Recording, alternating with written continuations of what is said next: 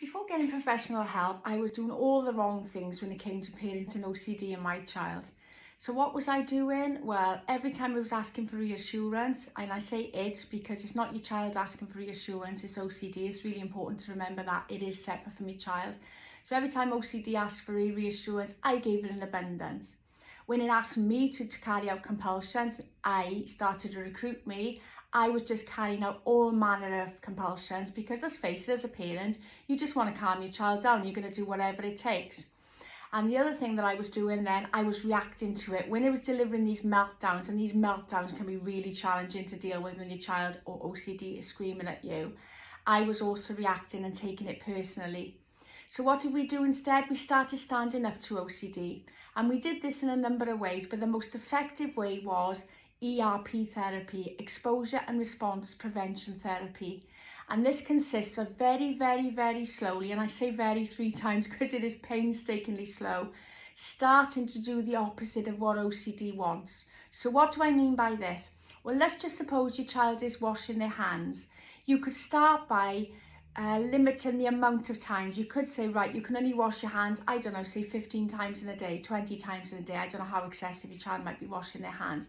So it could be you come up with a deal in that way. Or it could be you delay compulsions.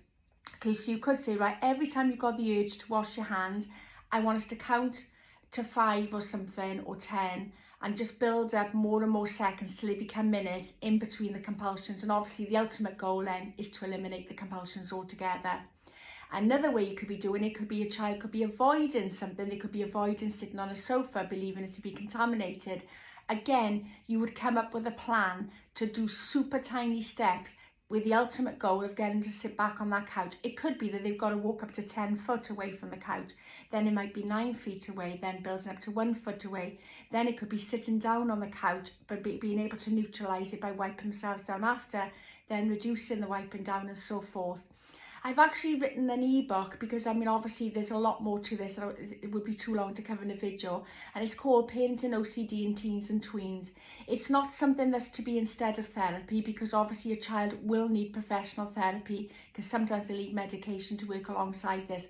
But what my book aims to do is to help parents who are struggling with a child with OCD start tackling OCD, even if it's just in a small way, while you're waiting for professional therapy, in order for OCD to grow even more out of control.